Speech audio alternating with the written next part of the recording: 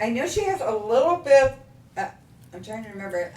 If it could be fibromyalgia. She has some kind of an immune thing, and that would keep her.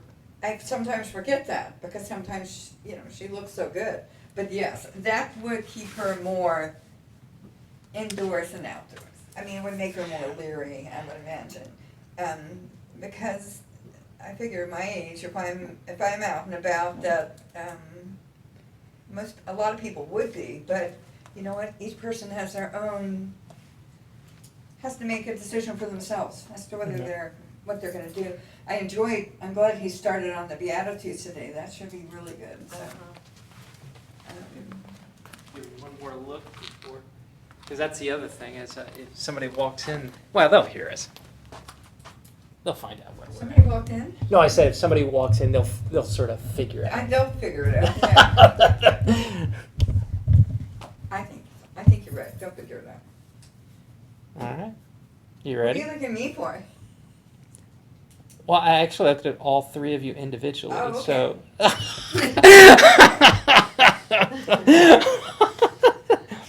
You ready?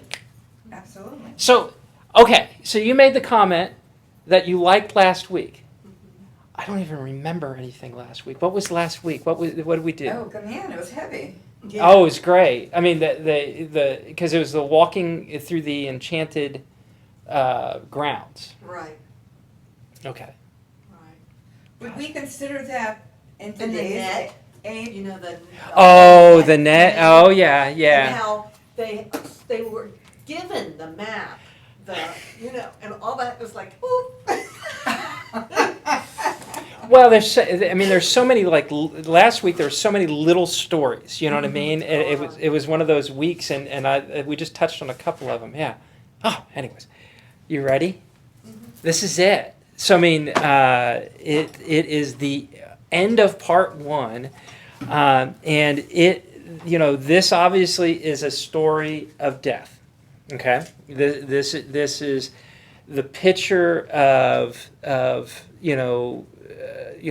passing from this life to the next, and it's when you read it, when you listen to it, because I listened to it like 3 or 4 times this week, and because you catch so many different things. Yeah, so I mean, we go back, and I wrote some of this out, so I'm going to try to read it so I stay on track. But if we go back, when we last actually met in person, we were at the Delectable Mountains. And if you remember, among some of the things that happened, Christian and Hopeful were taken to the mountain ridge called Clear. And with the aid of their perspective glass or their telescope, they were able to look at Beulah Land. They were able to look and see, from the Delectable Mountains, see into the celestial city. And if you remember, when we were at the Delectable Mountains, that represented the Lord's Day. When we escaped from Doubting Castle, when they escaped, that was on the Lord's Day, and this Delectable Mountains really represented to Bunyan this mature church, because we had the elders there and the 4 elders there and all that. So we had this idea of this church and this getting, when we come to church and we are together in worship and we're in that proper space, we should be able to see heaven, see a glimpse into heaven. Last week for Father's Day, we passed through the enchanted grounds, which again was this very interesting look at different things that were going on, and they were told that they couldn't fall asleep in the enchanted ground. Gratefully, they missed a couple the other 2 warnings with the map and don't basically listen to Flatterer, but they actually did listen to the don't fall asleep in the enchanted ground. And then again, it's this idea of, when we met 2 weeks ago, of perseverance. All right, we talked about, the five soloses, and then we talked about the 5 points of Calvinism, and one of them being perseverance. So we're getting all these warnings, from Bunyan, and we're getting, this idea of don't fall asleep. You're so close. Don't fall asleep. Now they pass through the enchanted grounds, and they come to where we're at today. Beulah Land. And I'm going to talk about Beulah Land in a little bit because, I'll hold that thought for a little bit. When they come in, we get this idea that the air is very pleasant, which was different than the enchanted grounds, which the air was one to make you fall asleep. All right, the birds are singing, the flowers are blooming, the voice of the turtle dove is heard in the land, and the sun is always shining. This is the words from the text. And then the land is full of wonderful things, and most significantly, Beulah Land is beyond the reach of the villains that we've had to deal with. The giant despair, or the monster that was lurking in, and I don't have it in the picture here, but the monsters that were lurking in the shadow of the valley of death. So, I learned what Beulah Land means. All right? Because I hate to say it, Beulah to me was always like an old lady's name. Yeah. All right? But there actually is what Beulah Land means. And I did not know this until this week. All right? Beulah is Hebrew for married. Okay? Wow. So it comes from Isaiah 62:4, and this is, if you read this and then think of where we're going, it's very interesting, because in the covenant with Israel, the land is very important. But when you read this, it will no longer be said to you, forsaken, nor to your land will it any longer be said desolate. All right? But you will be called my delight in her, and your land married, are in the true translations, Beulah. All right? For the Lord delights in you, and to him your land will be married. Well, Sounds like it comes right out of Hosea, which it mentions later. It's, to him your land will be married. Who's him? Jesus. Your land will be, in the Greek, Beulah. So when we get to this Beulah Land, it's this idea of the marriage of the Lamb, the marriage supper of the land. And the land is very, I said marriage supper of the land, marriage supper of the Lamb. All right. So this idea of Beulah Land, this is the marriage of the Lamb to him. Yeah. Very interesting, very deep. Next time you sing, if we ever sing the Beulah Land hymn, which, whatever. Is there a Beulah? Oh, yeah, there's a hymn on the Beulah Land. Oh, yes. Yeah. Yeah, well, these are, again, it's, you take it for what it's worth. So on with the story. So we pick it up. All right, so there's your lesson on Beulah. It means married. That's cool. All right, so they're now in sight of the city where they're going. They've been on this pathway for a long time. We've been on this pathway for 11 weeks. All right, and they're greeted by others there, the inhabitants of the country, and we get this shining ones. Well, they're angels. Nobody's coming. I can't hear with that stupid thing there. So anyways, so we get the shining ones who are walking here, and it's right next to the border of heaven. All right, this is awesome. And we know that these shiny ones are angels, and they are there to basically escort them to the gates of the celestial city. Now, you get this idea. Some of the churches in Austin were doing this What's Next ATX, which had to do with all these near-death experiences. Yeah. And, they're awesome. And so I didn't realize that the guy that wrote this, that wrote the book, I can't remember the name of the book, if it's Imagine Heaven or whatever, that did all this research. Well, he's a pastor here in Austin at, I think, Grace. They're right there off 183. But anyways, some of the people that they interviewed and all this research is about all these near-death experiences and this idea of loved ones waiting for you when you come into heaven. That's one of the experiences that people that have had. So it's fascinating to read Bunyan's account of it, which matches up very much with Scripture, but then to hear these near-death experiences that match up with it also. It's very interesting. If you get a chance to watch some of those series, there's a website with all of the interviews. It's fascinating. It's really fascinating. Joyce and Gary have been watching that. Yeah. And she was supposed to send me the link.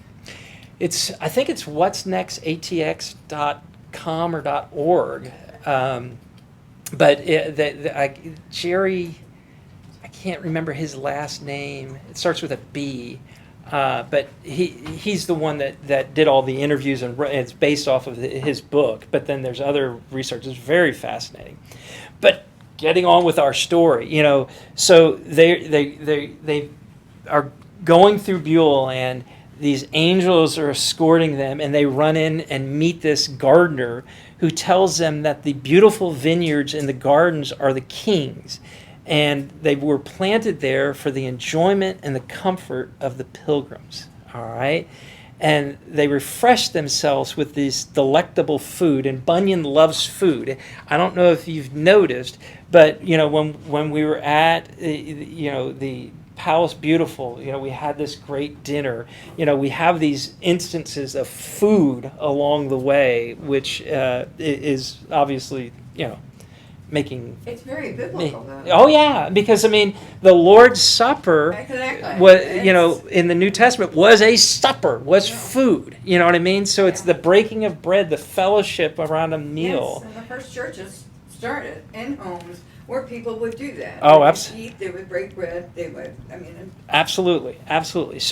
So we get this idea of this gardener, and we're meeting with him, and then we find out that this is the first time that they've actually got a chance to go to sleep. So they've been going around that turn, and they're finally able to sleep, and these shiny ones basically. The Christian and Hopeful ask these men to travel with them, and they do, and they tell them that they want to go to the celestial city, and they tell them that their goal is about ready to be obtained, but they have to do it by their own faith, meaning they'll take you there, but it's by your faith that you will be admitted. So they escort them, but in their own faith, to get into the celestial city. And for Bunyan, it goes back to what we talked about 2 weeks ago. He's emphasizing justification by faith alone, in Christ alone, and not through the help of any other intermediary. So it goes back to where he is in the 17th century with the Protestant Reformation and those 5 solos, those 5 alones. And we get this 2 angels taking them to the gates of the city, but they're like, you gotta go do it, So we keep going, and they are now within sight of the gate, and before it is this river that you see here, and this river represents death. Okay, this river represents death, and there's no bridge over it. and the river appears deep. All right, and Christian and Hopeful, they basically, are astounded, and they're told, you must go through this, or you can't arrive at the gate. So the shiny ones, the angels, are sitting there saying, you have to pass through death in order to get to the gate. And they ask him, they say, is there any other way for us to go, to get there? And they're like, only 2 men, this is what the angels tell them, only 2 men have entered the city without going through the river. And nor shall anyone go, they basically say no, nor shall anyone go until the last trumpet sounds. So what you've got is the 2 men are Enoch and Elijah. Okay. But those are 2 that did not experience death. I mean, Enoch was taken up, and Elijah the chariots came and took him. So these 2 didn't die. And obviously the last trumpet reference is to the rapture. Okay? So, and like we said, that river is death, and going through death. And, the Hopeful and Christian, they're sort of like, uh-oh, all right? And Christian especially is in despair. He's especially in despair, and he asked them, is the river the same depth?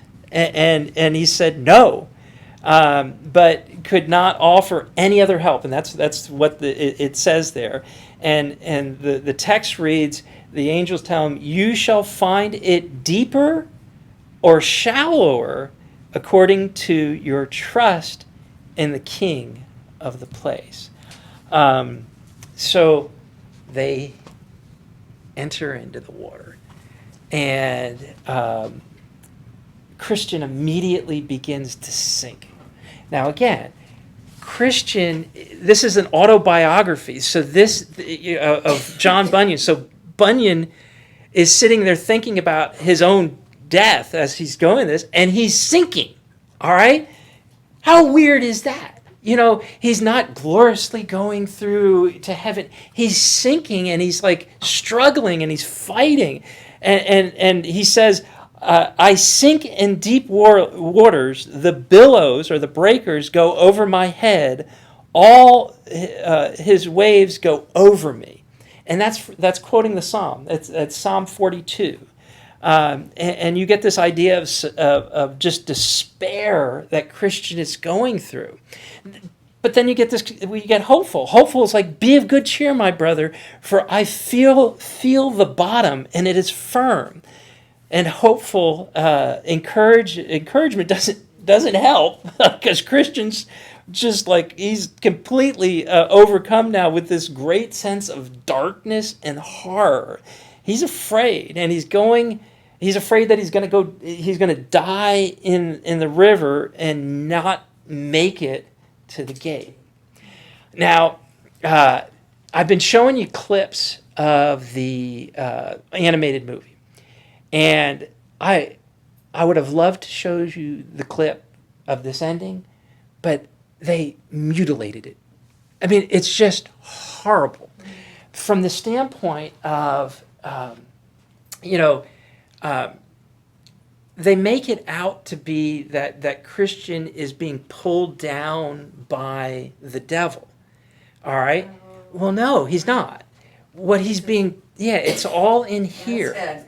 It's all in his head. And when I'm reading through this and listening through it, I go back to how he was carrying that burden on his back when we started.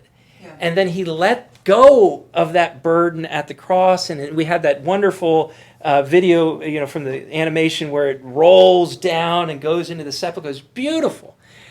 Well, this is one of those times where you're like, we always say, leave it at the foot of the cross. You take your burden, leave it there. And what do? We usually go and pick it up. Well, this is him picking it back up, because what's happening is he's in despair of his own assurance of salvation here at the end.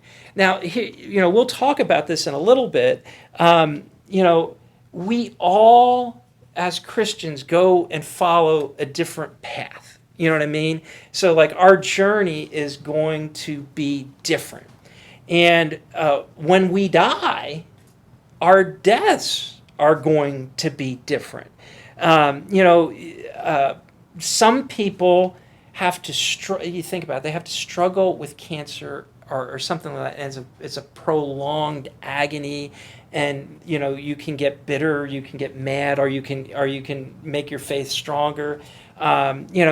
Each one of us are going to go through things differently, and what it points to is in the 17th century. I didn't realize this, but the average lifespan was like 25, 30 years old.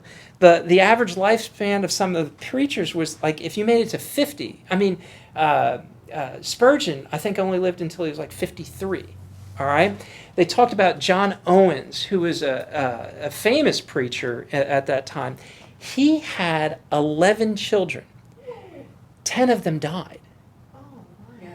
And the one that survived, the girl that survived, only lived to be 25. So this idea of death being around them was much more prevalent than it is for us today. All right?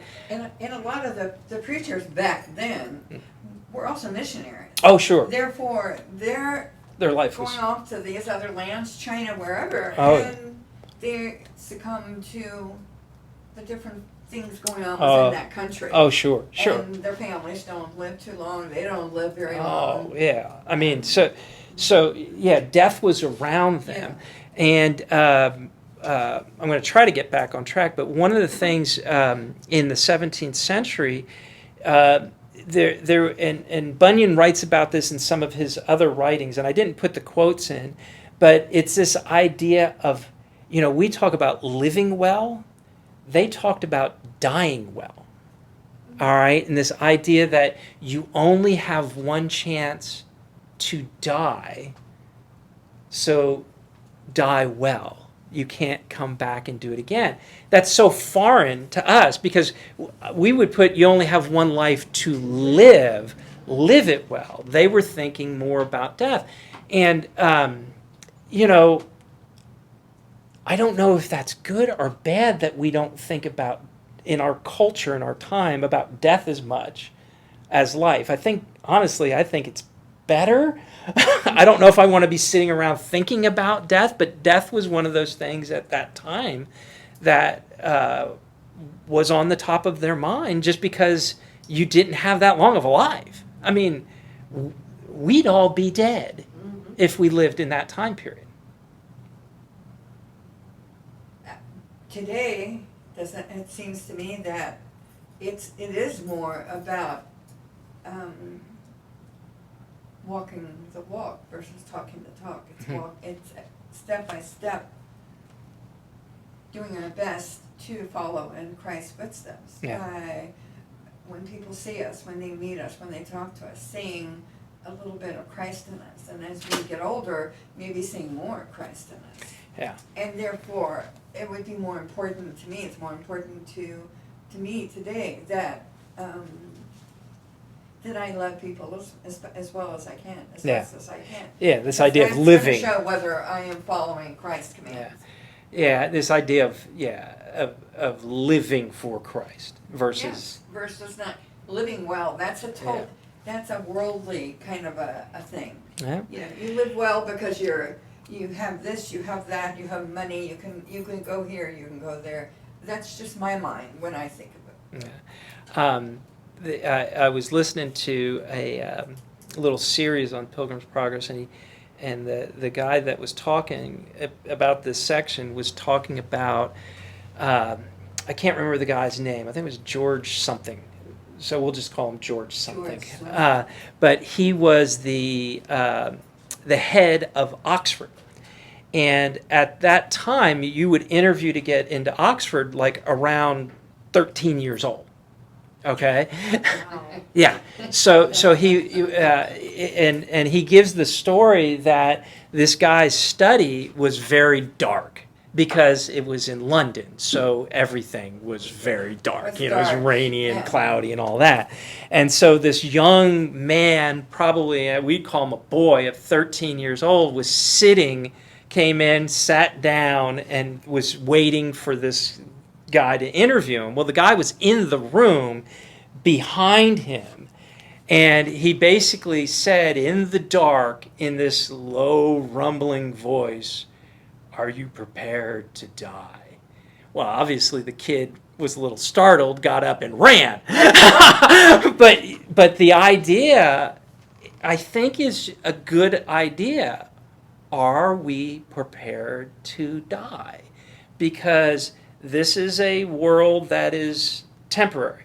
Yeah. And sometimes I think we don't think of it as temporary. You know what I mean? This is a very, when you think of you're going to spend your eternity somewhere else, you know, meaning in the presence of God, this, you know, 60, 70, 80 years, 90 years is really, really short. You know what I mean? So this idea of are you prepared not so much to die, but to make the transition? Is your heart right with God? Interesting way to think about it. Yeah. Take it for what it's worth. So let me get back to our story, because hopeful, you know, is holding Christian's head above water, and with great difficulty is basically trying to comfort him, telling him, you know, there you can see the gate. There's people there. They're ready to welcome us. We're almost there. And after a time of this struggle with hopeful basically trying to keep him above water, Christian yells, "Oh, I see him again, and he tells me, when you pass through the waters, I will be there with you, and through the rivers, they will not overflow you." And yes, and this is Isaiah 43. I think it's verse 1 and 2. Yeah, but and so you get this great verse. "But now, thus says the Lord, your Creator, O Jacob, and He who formed you, O Israel, do not fear, for I have redeemed you. I have called you by your name. You are mine." And this is the line: "When you pass through the waters, I will be with you. And through the rivers, they will not overflow you. When you walk through the fire, you will not be scorched, nor will the flames burn you." So that's that Isaiah 43. Oh, you're reading from 43 now. Yeah, that was Isaiah Okay, 43. okay. So both of them take courage, and soon they find solid ground, and they stand up, and the rest of the river is shallow. And so you get this idea now that on the other side, the two shining ones are already waiting for them. And they admit their role is there to be waiting for them. They are ministering spirits sent to serve those who inherit salvations. And this is straight from Hebrews 1:14, where that's exactly what it says. These angels are ministering spirits sent to serve those who will inherit salvation. So these shiny ones are there, and then you get this amazing climb. So the city stands, they're through the river. I don't have the picture up there anymore. They're through the river, and the city stands upon this mighty hill. They climb without any difficulty due to the two angels with them, the two shiny ones.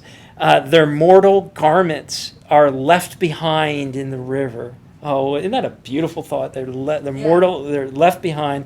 They emerge without them, and they're talking about the glory of the place that they are going to. And here's some of the words from the book. "You are now going to the paradise of God, in which you shall see the tree of life, and therefore eat of it, never fading fruit. And when you arrive there, you shall be given white robes, and every day you shall walk and talk with the King for all of the days of eternity. There you shall not see the former things such as you saw when you were inhabitant of the lower regions upon the earth. That is sorrow, sickness, affliction, and death. For these former things will have passed away. Love that. And as they drew near the gate, a company of heavenly hosts came out to greet them. Can you imagine? Just think of this procession. The pilgrims are introduced by the two shiny ones, and the heavenly hosts cry out, "Blessed are they that are called to the marriage supper of the Lamb." Get that picture of the meal again. And the king's trumpeters came out and met them, and everyone traveling with them shouted and rejoiced in the sounds of the trumpets as they reached the gate. And above the gate was written, "Blessed are those who wash their robes, that they may have the right to the tree of life and may go through the gate into the city." Wow, is that cool? This doesn't excite you, I don't know what does. So the shiny ones now look down from the other shiny ones, and they mention in the book Enoch, Moses, and Elijah, and others are there. The pilgrims present their certificates. Yes, hopeful has a certificate, and the certificates are taken to the king, who orders the gates to be open, that the righteous may enter. And that they go, as they entered, they are transfigured and given new robes to wear. And they break out into praise, singing with a loud voice to him who sits on the throne. This is right from Revelation. And to the Lamb, be praised and honor and glory and power forever and ever. You would think the story would end there. But let's just pause for a second. Because the story doesn't end there. No. So let me ask you this question. So this is an autobiography. Bunyan is Christian, okay? Bunyan is Christian. Why in the world did Christians struggle so much with his faith and his trust when he was going through the river? Don't we all? Well, Hopeful didn't. Well, we don't know all about Hopeful. Okay, I mean, all right. maybe it wasn't written in this book or on these pages. But I think all of us know today that there's not a Christian, because we're told, and I don't mean Christian in the book, a believer, we're told that we will have struggles. Yeah. It's a sure thing. But that struggle's here. So, I mean, you know. But the struggle's here. Yeah. How do we deal with them? Do we deal with them with that faith that we have in Christ Jesus, or do we constantly bemoan the situation? It's okay to whine about something that goes on and on, but are we still trying to step out in faith and live our life as He would want us to, and not be mired down in the? And well, that's a good thing that is mired down, because It just gets us one step into that pit that He pulled us out of. yeah. So why do you think Christians struggled so much? Because he struggled all his life. I don't think it changed. His personality changed. Yeah. He had struggles, and he was very, his thoughts were very clear that he believed Yeah. in the king and all, but he struggled all his life. So I don't think his personality changed, and that's why I think he struggled.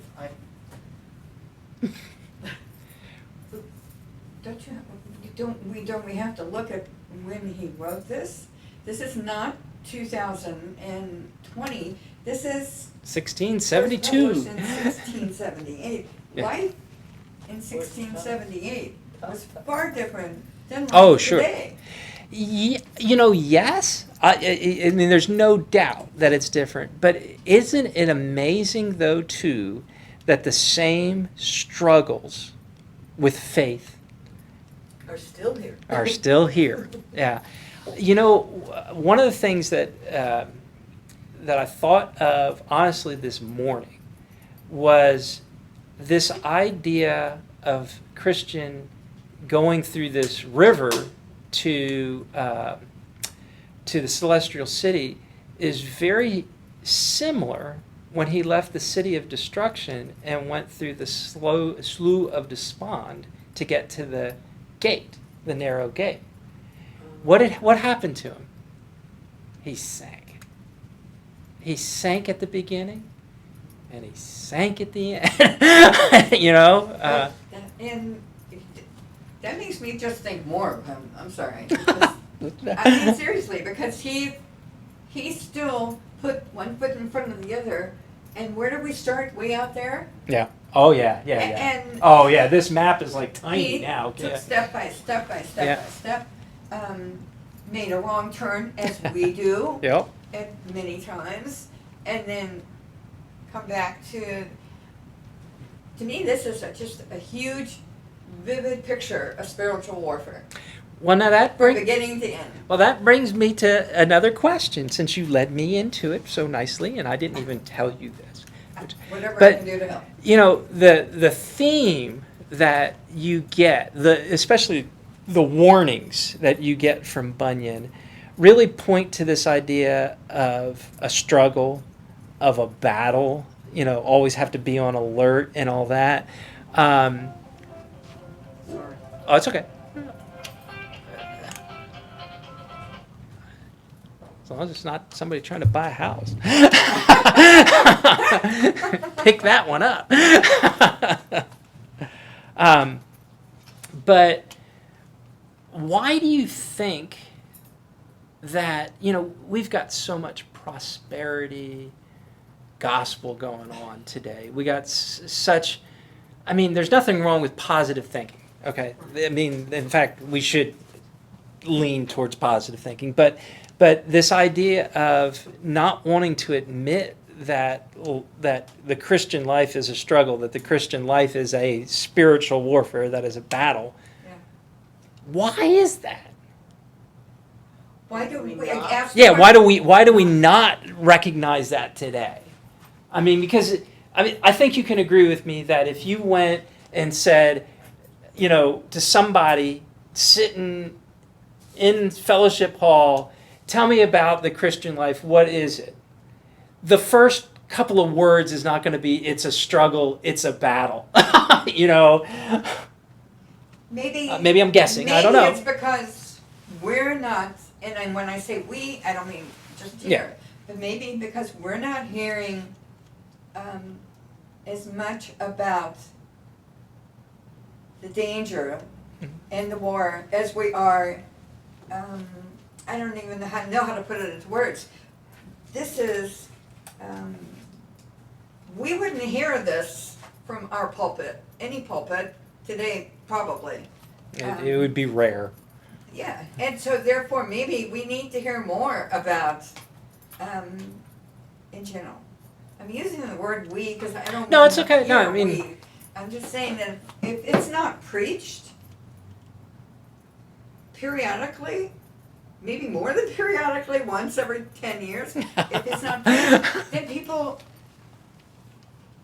might just have a tendency to forget and just push it to the side, when it's a very important part of our life. Well, let me put it this way. When you raised your kids, did we give them warnings? Constantly. Yeah. I wasn't a believer when my daughters. But it's I just. okay. Well, I'll give you this. Melanie and Delaney just went over to the Domain, and you heard this story, to go to the Apple store because Delaney upgraded her watch. Well, all right. In this day and age, there's protesting outside. It's like, guys, be careful. You know what I mean? Yeah. So, warning. You know what I mean? Yes. As leaders in the church, shouldn't we be sitting there Yes, saying, they should be getting more. hey, be careful, in your Christian walk, Maybe that's what I was trying to Yeah. say, but you said it much more beautifully, that when my girls were in high school and they would walk from where we lived to the high school, the city we lived in, while would not be considered East LA gang territory, but Westminster, California at that time had multiple gangs: Chinese, white, Hispanic, black, you name it. And the first thing they would do as they walk out the door was, at that time they had the round things. What were they called?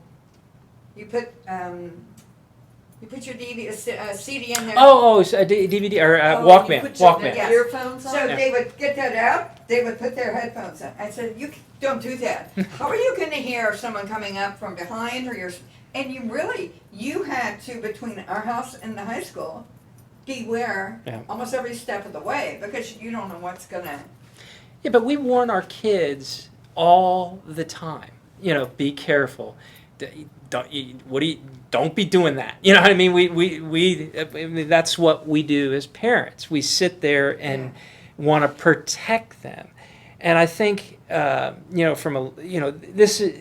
Bunyan is very pastoral here. I mean, he's acting as a pastor and he's sitting there going, I'm going through 1 John right now, and 1 John, John always says, "My little children," you know what I mean? And honestly, as we disciple or as we work with people, we should be sitting there going, "Hey, be careful. Here's what's going to trip you up." There is a battle going on. I mean, good night. If you just look at the world today, what's going on? I mean, there's a lot of spiritual warfare going on here. I mean, there's a lot of layers of stuff going on here. It's not just pandemic. It's not just rioting and protest. I mean, there's a point to all this. God, I don't know what it is. But the enemy is using this pandemic to cause way more fear, etc. Okay. So, before we conclude this, let me get a little feedback. I mean, this was a tough read. If I had to do over again, I'd have tried to pick a version that was a little bit more modern English than the old English, live and learn. But you hadn't gone through Pilgrim's Progress before. Was it? I've never gone through it. Did you like it? I mean, Well, I felt like it was very deep. Yeah. And without you as the guiding teacher, it wouldn't have come together like it has for me. It is deep. And to be honest, there's a lot of stuff we didn't even scratch the surface on. I understand why Spurgeon said he probably read through Pilgrim's Progress over 100 times. And I sort of get that now because there's so much there. I mean, I guess that's what happens when you get locked up in prison for 12 years. You have a lot of time to think. But I mean, was it worthwhile going through it? Oh yeah. Okay. It was in English. And You're going to change to King James version now, right?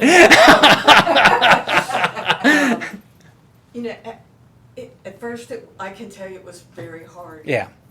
And then after a little bit, you kind of got the groove of what they were doing and how they were talking. So it wasn't quite as heavy. Yeah. As I would have. If I'd had this to do over again, I'd do a more modern. There's more modern English versions out here. In fact, I had a very hard time getting past that. Yeah, and so I really relied on listening to you. And yes, I did watch the DVD. Yeah. I did too. And it, in general, gave you the highlights of those sections. There was, I'll be honest with you, there were some things that they did with the DVD that the animated movie that I loved that weren't in the book. And then there's some things that, especially after you study the book in a little bit more detail, you're like, oh no, you missed the meaning. You missed the meaning there, But the animated movie was actually pretty good. To see a visual of the pack on your back. Yeah. I mean, because I've gone to Celebrate Recovery for many years, and that is absolutely why places like Celebrate Recovery exist, is to get people to unload that pack. Yeah. And to realize you no longer have to carry this around because Christ died on the cross for everything you have in your backpack. Yep. Well, it's not a backpack, it's a humongous backpack. So well, and the visual was great. And the problem is we pick up, I've said this one before, we pick up those stones and we put them in our backpack. Yeah. And we carry them, and then we sit there and go, you get the lovely cliche, you put that at the foot of the cross, leave that at the feet of Jesus, and you sit there and you go, okay, I'll take it, and you put it and you walk away, you put that stone down, and then you go and you pick it up, and I want to keep this. I really like this. It's heavy though. I just want to make it better. All right. This was very good. Well, this is the weird part. He gives us one final warning, which is, and I'm going to read the book, okay? So, because it's not that long, but we get this crazy ending, which I think is just bizarre. It's the final warning. Now, while I was gazing upon all these things were these guys up in heaven, I turned my head to look back and saw ignorance come up to the bank of the river. But he was able to quickly reach the other side, and without half the difficulties that Christian and Hopeful had experienced. For it then happened that he found in that place a ferryman named Vain Hope, who with his boat was able to transport him across. He cheated death. All right. So as was the case with the others I had watched, he ascended the hill and approached the gate of the celestial city, except that he traveled alone. Neither did any man meet him or offer the least encouragement. Then, when he had reached the gate, he looked up to the writing that was inscribed above, and then he began to knock at the gate, supposing that he would quickly be permitted to enter the gate. But the man who was peering at him over the top of the gate first asked, "From where have you come? And what is it that you desire?" So Ignorance replied, "I have eaten and I have drunk in the presence of the king, and he has taught me in our streets." Then they asked him for his certificate, so that he might go to the king and show it to him. And he fumbled in his chest pocket, and yet was unable to find anything. Then they further inquired, "Have you none?" But the man answered not so much as a word.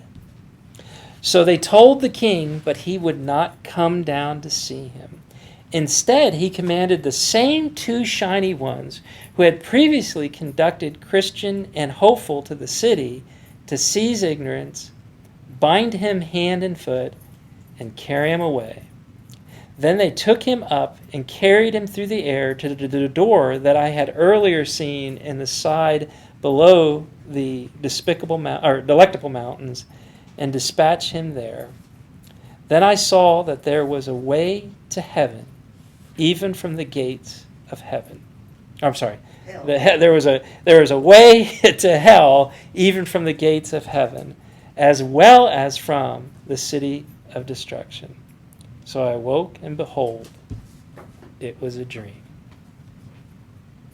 And that is so biblical. I mean, we're going to all stand before. Yeah.